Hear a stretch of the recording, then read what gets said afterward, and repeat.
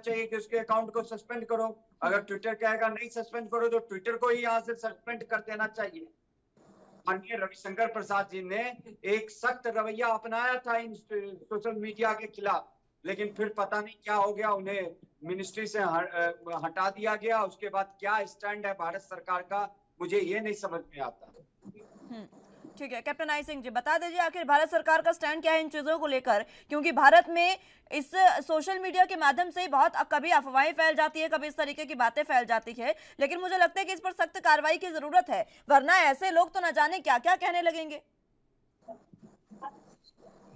जी मुस्कान जी, भारत सरकार ने शुरू से ही इस विवाद को जो है ना सख्त लहजे में लिया है, कहीं इस पे कोई कोताही नहीं बरती है।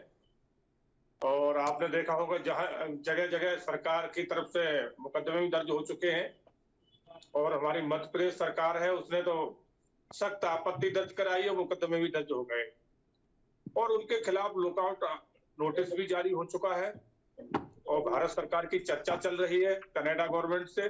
तो कोशिश यही है उनको बाहर लाया जाए और उन्होंने जो कृत्य किया है, जो हमारे हिंदू देवी देवताओं के प्रति जो इतना भद्दा मजाक किया है, इसकी उन्हें सजा दिलाई जाए।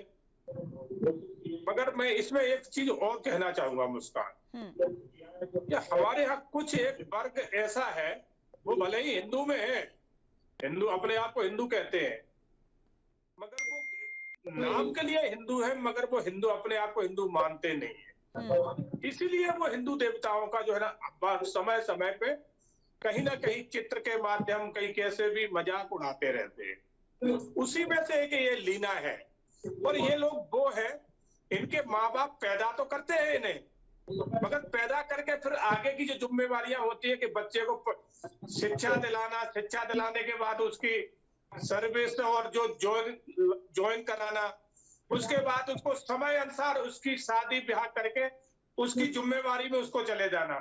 ये ना करके वो अपनी अय्याशी में ऐसे कोई माँ बाप मस्त रहते हैं और ऐसी औलादों को छोड़ देते हैं कि जाइए तुम भी कमाइए खाइए और जैसे कमा सको, जिस रास्ते से कमा सको कमाइए खाइए, और क्योंकि उनके माँ बाप को अपनी अय्याशी से फुर्सत नहीं।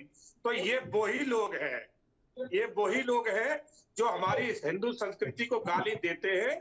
इनकी अपनी कोई संस्कृति नहीं होती, इनके अपने कोई संस्कार नहीं होते, कहाँ पैदा हुए, किसने पैदा किए, कैसे पले, कहाँ गए, तो ये क्या हिंदू संस्कृति को समझेंगे, ये क्या हिंदू संस्कृति का सम्मान करेंगे? तो इन्हें तो अपमान करना ही करना है। तो ये वो लोग हैं, लीना उन्हीं में से है, एक महुआ मित्रा जो घूम रही है वो भी इन्हीं में से है, ये सब वो लोग हैं।